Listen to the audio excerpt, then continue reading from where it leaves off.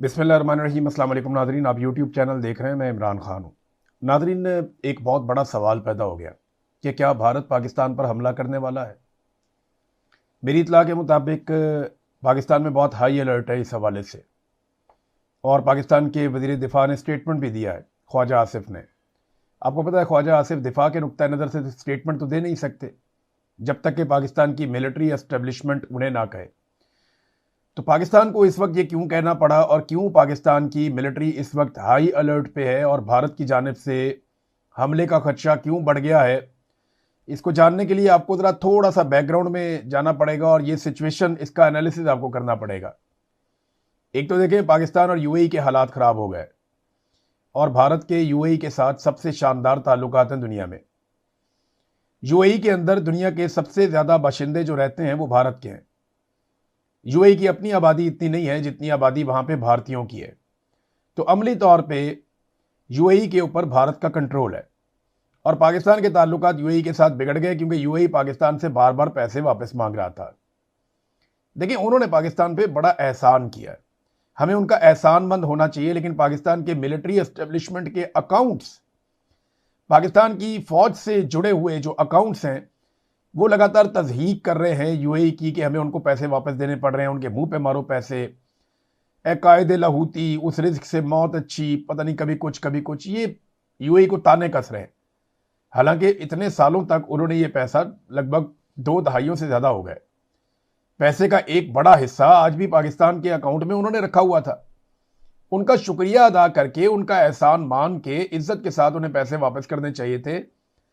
लेकिन जब पैसे वापस कर रहे हैं तो बड़ी बदमज़गी के साथ। उसकी वजह है जो बताई जा रही हैं कि यूएई ने पाकिस्तान पे कुछ ऐसा करने के लिए दबाव डाला। मिसाल के तौर पे वो खारजा पॉलिसी को अपने मुताबिक पाकिस्तान की चलाना चाह रहे थे, और हालिया ईरान, अमेरिका और इसराइल जंग में पाकिस्तान से एक बड़ा इंपॉर्टेंट रोल वो चाहते हैं कि पाकिस्तान प्ले करे।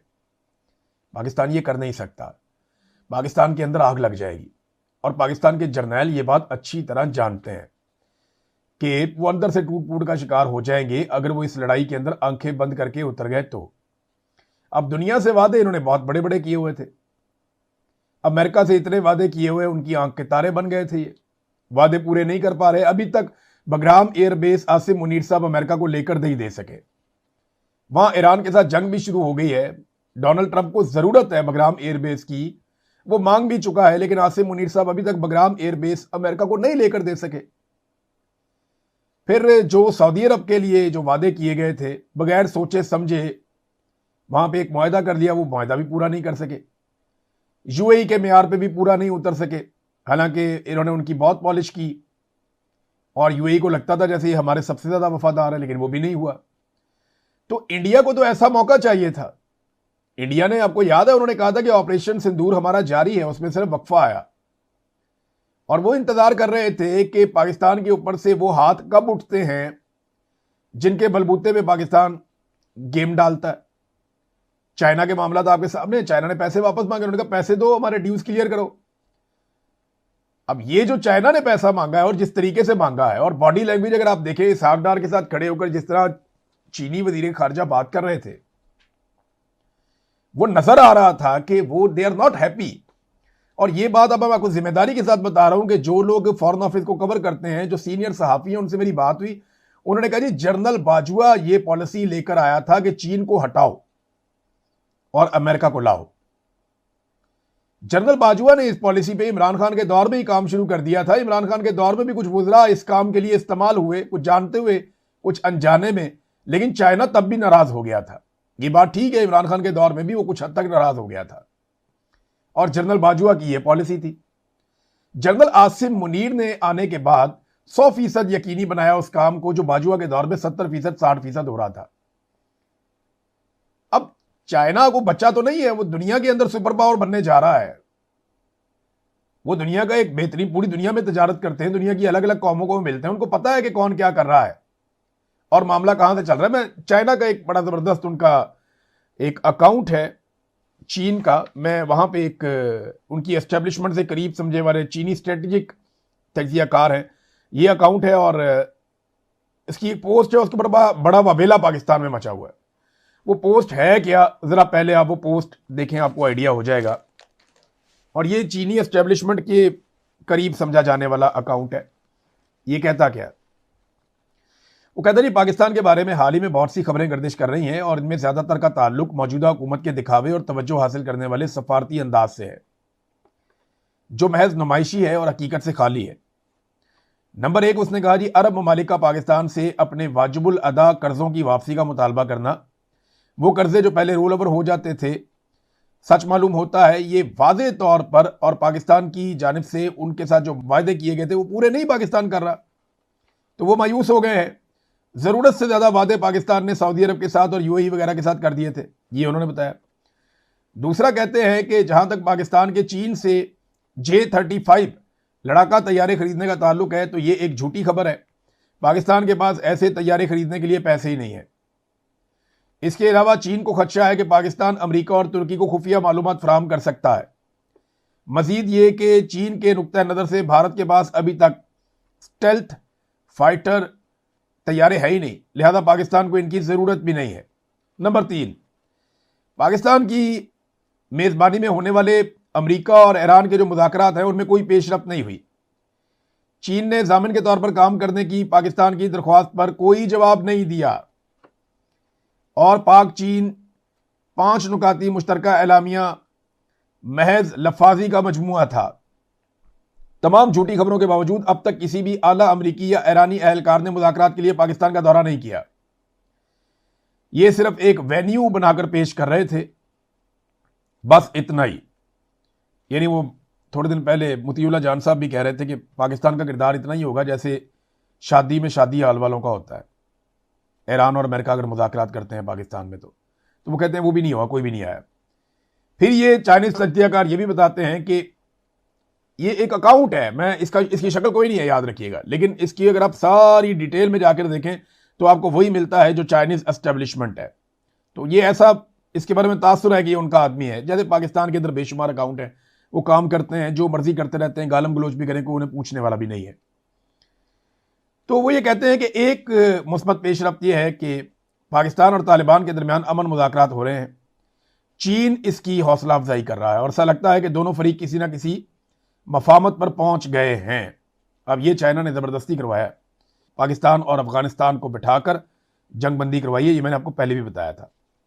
ये सारी चीज़ें इशारा कर रही हैं कि पाकिस्तान को जहां जहां जो जो सपोर्ट मिलती थी ना, वो सपोर्ट अब उस तरह से तो नहीं है।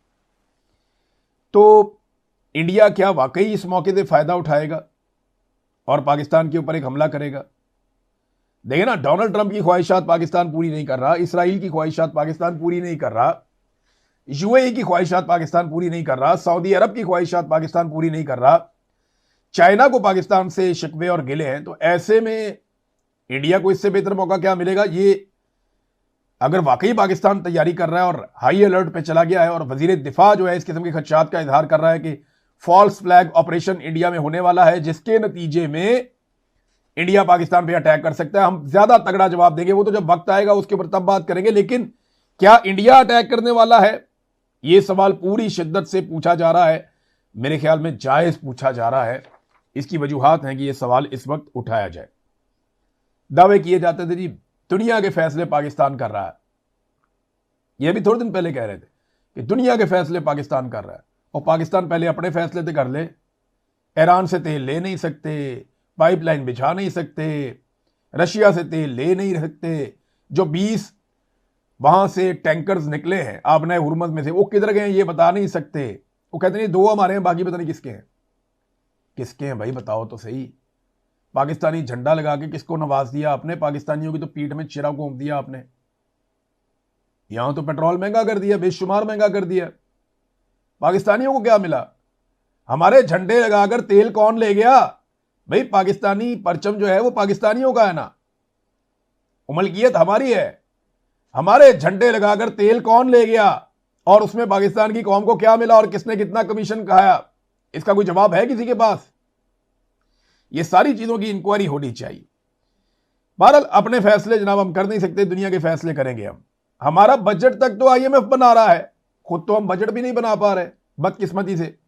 पेट्रोल कितना महंगा करना है, बिजली कितनी महंगी करनी है, फैसले तो आईएमएफ करता है। अभी इन्होंने फिर वादा कर लिया आईएमएफ से कि जैसा आपका हुक्म, जब आप कहेंगे हम जनाब आपके लिए अब बिजली भी महंगी कर देंगे। अब ये गैस के और पेट्रोल के बाद बिजली महंगी करने जा रहे हैं। और हालात इन्होंने पाकिस्तान में ये कर दिए हैं कि जो अमीर तबका है, जिनको आसाइशें हैं, जो अलीट क्लास है, उनको 49 खरब 75 अरब का टैक्स इस्तिस्ना दिया गया है 2 सालों में। गरीब आदमी की कमर तोड़ दी इन्होंने, अपने लिए इन्होंने तैयारे ले लिए, इनके अपने प्रोटोकॉल और अय्याशियां खत्म नहीं हो रही, दुनिया के टूर इनके खत्म नहीं हो रहे। आधा पाकिस्तान जो है गुर्बत की लकीर से नीचे चला गया है, सरमायाकारी पाकिस्तान में आना बंद हो गई है, सियाहत पाकिस्तान के अंदर खत्म होती चली जा रही है, कोई पाकिस्तान पे एतबार करने को तैयार नहीं है। इन्होंने लगभग 50 खरब रुपए का टैक्स का इस्तिस्ना दे दिया। आप टैक्स ना दें कोई बात नहीं है, गरीब आदमी को दो ना टैक्स का इस्तिस्ना। अगर सब्सिडी देनी है तो गरीब आदमी को या आम आदमी को आप दें। कस्टम ड्यूटी की मद के अंदर 2 सालों में 1195 अरब रुपए का इन्होंने टैक्स माफ किया। तवानाई और कानकुनी के शोबे में इन्होंने 103 अरब रुपए का टैक्स माफ किया। पब्लिक डेवलपमेंट अथॉरिटी को 43 करोड़ 28 लाख रुपए, तालीमी शोबे को 17 अरब रुपए। ये जनाब पता नहीं कौन कौन से शोबे और इन सबको ये टैक्स माफ करते चले जा रहे हैं। तो आम आदमी को इसमें क्या मिल रहा है? आम आदमी को तो इसमें कुछ भी नहीं मिला। सेल टैक्स की मद में किसान को क्या मिला? किसान की जो अजनास है उनके ऊपर जो आगे जाके बेचते हैं उनको सेल टैक्स की मद के अंदर 457 अरब 92 करोड़ रुपया इन्होंने जनाब माफ कर दिया। ये इनके अल्ले तलल्ले हैं जो ये अशराफिया को नवाज रहे हैं। वो किसान बेचारा अपनी गंदम रख के बैठा होता है, वो खरीदता कोई नहीं है। अभी आएगा ना, बिकने का टाइम आ जाएगा 15 दिन के बाद, 20 दिन के बाद आपको पता चल जाएगा ये किसान के साथ क्या करते हैं, कितना जुल्म करते हैं किसान के साथ। किसान बैठा रहता है हाथ पे हाथ रख के, जबकि माफिया जो है उसको ये माफ कर रहे हैं 50 खरब रुपए का टैक्स। ये जनाब पाकिस्तान की पॉलिसी है। नादरीन, डोनाल्ड ट्रंप ने और नेतन्याहू ने अपना सारा कुछ दांव पे लगा दिया।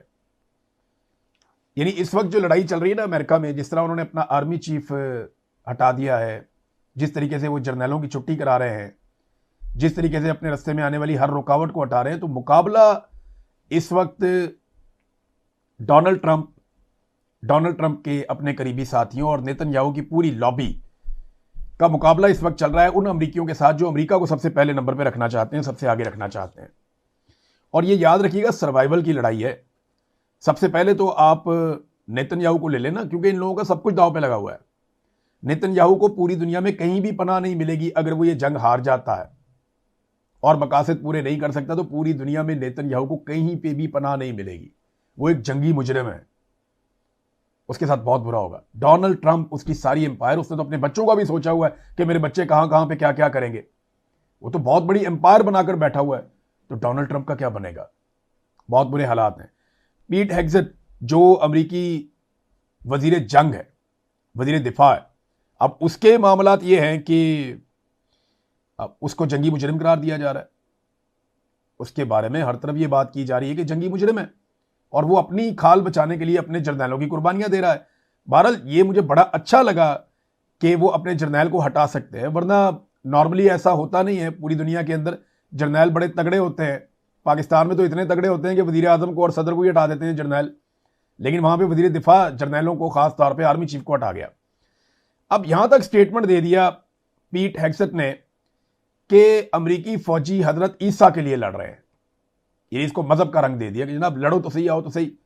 मामला ये है कि ये लड़ाई तो देखें इसराइल लड़ रहा है, लेकिन इसको मजहबी लड़ाई बनाने की कोशिश की जा रही है। कभी इसको यहूदियों की मजहबी लड़ाई बना देते हैं, कभी इसको ईसाइयों की मजहबी लड़ाई बना देते हैं। तो जो ईसाई ममालिक हैं या रहनुमा हैं, वो इस लड़ाई से अपने आप को दूर रखते हैं। इस स्टेटमेंट के बाद कैथोलिक मसीहियों के जो रूहानी पेशवा हैं पॉप लियो, उन्होंने एक स्टेटमेंट दिया है और टका के, जिसको कहते हैं जन्नाटेदार चपेड़ उन्होंने मारी है इस मजहबी जंग के बयानिए पे। उन्होंने कहा जी ऐसी बातें हजरत ईसा का तरीक़ेकार से बिल्कुल हटकर हैं। खुदा ने जिंदगियां तबाह करने की नहीं, उन्हें बनाने की तरगीब दी है, ये पॉप लियो ने कहा। तो इनका कोई बयानिया, कोई सौदा नहीं बिक रहा। हत्ता कि ये पहली मर्तबा तारीख में हुआ जिसपे अमेरिका में बड़ा मजाक उड़ रहा है डोनाल्ड ट्रंप का। रॉयटर्स ने यह खबर जारी की है, अमेरिकन मीडिया इसके ऊपर, उनका सोशल मीडिया, उनका मीडिया इस पे डोनाल्ड ट्रंप को आड़े हाथों ले रहा। खबर क्या है? खबर यह है कि अमेरिका ने ईरान से दरखास्त की कि 48 घंटे की जंगबंदी कर देते हैं। ईरान ने कहा नहीं जी हम नहीं करते। ये तारीख में पहली दफ़ा हो रहा है कि सुपर पावर अमेरिका किसी मुल्क को कह रहा है कि हमारी दरख्वास्त है कि 48 घंटे के लिए जंगबंदी कर ले मेहरबानी करके। तो ईरान कह रहा है जी हमने जंगबंदी नहीं करनी, हमने मारना है, ऐसे हम नहीं छोड़ेंगे। जंगबंदी होगी तो मुस्तकिल जंगबंदी होगी। उन्होंने वो बताया भी है पाकिस्तान के हवाले से, जो कुछ बातचीत चल रही थी और कुछ बातें की जा रही थी कि ईरानी शायद पाकिस्तान में ईरानी क़यादत आना नहीं चाहती। तो अब्बास अरागची ने कहा नहीं, ऐसी बात नहीं है, अमेरिकन मीडिया गलत खबर दे रहा है, हमें पाकिस्तान आने पे कोई एतराज़ नहीं था, भाई हैं हमारे पाकिस्तानी। प्रॉब्लम यह है कि हम जो मांग रहे हैं वो नहीं मिल रहा। हम ये कह रहे हैं कि कंक्लूसिव किस्म के जो हमेशा रहने वाले या मुस्तकिल बुनियादों के ऊपर कोई जंगबंदी के इकदाम हों, ये जंग हमारे ऊपर दोबारा दोबारा इम्पोज ना की जाए। देखिए, मैं भी आपको यही बात बता रहा था कि ईरान गारंटियां मांगता है जो पाकिस्तान के पास नहीं है। ईरान वो चीज़ मांगता है जो पाकिस्तान या पाकिस्तान की सरकार कर नहीं पाएगी और उनकी करने की कैपेसिटी भी नहीं है। तो ये है वो मामला जो सैयद अब्बास अरागची ने बताया कि पाकिस्तान से प्रॉब्लम नहीं है। एक और चीज़ उन्होंने कही, ये बहुत इंपॉर्टेंट है, इसको हमें ध्यान में रखना पड़ेगा। जब भी कभी यूक्रेन के न्यूक्लियर प्लांट के नज़दीक कहीं पे कोई रशियन मिसाइल आकर गिरता था या ड्रोन आकर गिरता, पूरी दुनिया ने रोला डाल दिया था, बहुत शोर मचाया था। ये सैयद अब्बास अरागची इसके बारे में ट्वीट करते हुए कहते हैं कि आप सबको याद है कि मगरिब ने कितना शोर मचाया था और कितना रोला डाल दिया था कि जब न्यूक्लियर प्लांट, पावर प्लांट है यूक्रेन का, उसके करीब आकर कोई धमाका हुआ था। तो इसराइल और अमेरिका लगातार बुशहर प्लांट के नज़दीक हमले कर रहे हैं और वो ये बता रहे हैं गुज़िश्ता चंद दिनों में 4 हमले यहाँ पे हो चुके हैं। इसके ऊपर कोई एक्शन नहीं हो रहा, बल्कि IAEA ने इसके ऊपर एक स्टेटमेंट भी जारी किया है कि खुदा न खास्ता यहां से अगर ताबकारी फैली तो पूरी दुनिया इसका खुमियाजा भुगतेगी। ये हैं मामलात। खुदा न खास्ता अगर अमेरिका ने और इसराइल ने कोई एक मिसाइल भी 19-20 होके जाके सिस्टम के ऊपर लग गया और वहां ताबकारी फैल गई तो फिर सारा खित्ता इसको भुगतेगा। नाज़रीन, जिस वक्त डोनाल्ड ट्रंप ने यह स्टेटमेंट दिया ना कि ईरान की फ़िज़ाई हदूद हमारे कंट्रोल में है, हम जहां चाहें उसके ऊपर परवाज़ कर सकते हैं, जहां चाहें उसके ऊपर जहां दिल करे हम जा सकते हैं, उसके फ़ौरन बाद जो है वो अमेरिकी तैयारे एक के बाद एक, एक के बाद दीगरे गिरना शुरू हो गए ईरान के अंदर, उनके हेलीकॉप्टर्स, उनके तैयारे। अब ईरान दावा करता है कि इन्होंने बहुत ज़्यादा गिरा दिए हैं, अमेरिका दावा करता है नहीं इतने ज़्यादा नहीं गिराए, लेकिन गिराए ज़रूर है। अमेरिका जो है वो अपना नुकसान तस्लीम करता है, लेकिन ईरान जितनी बड़ी मिकदार में वो नुकसान बता रहा है उतनी बड़ी मिकदार में अमेरिका तस्लीम नहीं करता। तो तैयारे गिरे कौन से हैं मुबैना तौर पे मैं कहूँगा, इसलिए कि अभी टेक्निकली चीज़ें क्लियर नहीं है। F-35 के बारे में कहा जाता है लेकिन अभी क्लैरिटी इसके बारे में नहीं है, ये तैयारा तबाह हुआ है। फिर F-15E स्ट्राइक ईगल तैयारे हैं 4, वो तबाह हो गए हैं। फिर एक A-10 तैयारा है बड़ा कीमती, ये भी तबाह हो गया है। फिर एक एवॉक्स तैयारा है, ये तो बहुत ही महंगा तैयारा था और ये पूरी एयरफोर्स के लिए बड़ा इंपॉर्टेंट होता है, इसको बीच में ही 2 कर दिया ईरान ने मार के, और वो बाकायदा वीडियो भी इसकी जारी की गई। ऐसा एक्यूरेट निशाना, मैं तो हैरान हो रहा था कि ये इतना एक्यूरेट निशाना इतने सैकड़ों मील दूर से मारना बड़ी कमाल टेक्नोलॉजी है ईरान की, या कोई बड़ी ज़बरदस्त उन्हें मदद मिल रही है। जो भी कर रहा है कमाल कर रहा है। इसके अलावा उनके K-135 टैंकर्स जो हैं वो 8 उनके तबाह हो गए हैं, 3 हेलीकॉप्टर हैं और 17 MQ-9 रीपर्स। अब ये आज़ाद ज़राए जो हैं वो इन चीज़ों के बारे में क्लेम करते हैं, क्योंकि जंग में देखिए क्लेम होता है, सबूत बाद में आते हैं, हकायक बाद में सामने आते हैं। पहला जो होता है वो जंग में क्लेम होता है कि जनाब ये क्लेम है, इतने मार दिए गए हैं और इतने को नुकसान पहुंचा है। इस जंग से ना नाज़रीन दुनिया ने कुछ चीज़ें मजीद सीखी हैं। इससे पहले कि मैं आपको ये बताऊं, पहले पायलट के ऊपर तो आ जाए, वो पायलट नहीं मिल रहा अभी तक। अमेरिकन ने भी नहीं बताया कि वो अपने पायलट लेके निकल गए हैं और उनको मिले नहीं, उनके हेलीकॉप्टर भी वहां पे डैमेज हो गए, जबकि ईरानी लगातार उन्हें ढूंढ रहे हैं। और कुछ सोर्सेज ये भी बता रहे हैं कि अमेरिकन का अपने पायलट के साथ राब्ता भी हुआ है और वो पायलट जो है छुपा हुआ है ईरानी सरजमीन के अंदर, तो अमेरिकन उसको निकालने की कोशिश कर रहे हैं, क्योंकि इनका कम्युनिकेशन का सिस्टम जो है वो बड़ा जदीद है और उसको बड़ी सपोर्ट है सैटेलाइट के ज़रिए से। तो अगर उनका राब्ता है आपस में किसी तरीके से अमेरिकन पायलट का अपनी सरकार के साथ, तो वो कोशिश करेंगे कि उसको छुपा के अभी नहीं तो 1 महीने बाद भी निकालें, तो उसे किसी तरह निकाल के ले जाएं। दूसरी तरफ जो ईरानी हैं अब वो ढूंढ रहे हैं लगातार। ईरान की सरकार ने वहां पे इनाम भी मुकर्रर कर दिया, 66,000 अमरीकी डॉलर का इनाम मुकर्रर किया जो आदमी वो पायलट पकड़वाएगा या उसके बारे में बताएगा। अब पायलट की पकड़वाई के लिए एक लड़ाई चल रही है, अमेरिका कोशिश कर रहा है वो पकड़े और अपना पायलट ले जाए यहाँ से। ईरान कोशिश कर रहा है कि कुछ भी करके ये पायलट ईरान के हाथ में आ जाए। अगर ईरान के हाथ में आ जाएगा तो ये ईरान के हाथ में एक बड़ा तुर्क का पत्ता आएगा। तो देखते हैं होता क्या। अच्छा, दुनिया अपने हथियार में आपको बता रहा था कि वो उनको मॉडिफाई कर रही है। ये जो जंग हुई है ना, देखिए इससे पहले एक जंग हुई थी अजरबैजान में और आर्मीनिया में, उसमें एक चीज क्लियर हो गई थी कि टैंकों का किरदार तकरीबन खत्म हो गया।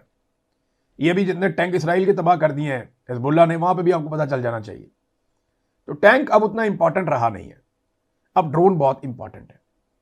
ईरान ने साबित किया कि बैलिस्टिक मिसाइल हो, आपके पास मिसाइलों की जदीद टेक्नोलॉजी हो जो हवा में रास्ता बदल सके, और आपके पास क्रूज मिसाइल्स हों और ड्रोन्स हों जिनकी मालियत कम हो, तो आप बड़ी से बड़ी सुपर पावर को भी मुश्किल में डाल सकते हैं। फ्रांस ने अपने हथियारों को तब्दील करना शुरू किया। 2030 तक वो बिल्कुल तब्दील कर देंगे। वो 400% इजाफा कर रहे हैं अपने ड्रोन्स की पैदावार में और 30% इजाफा कर रहे हैं अपने मिसाइलों की पैदावार में।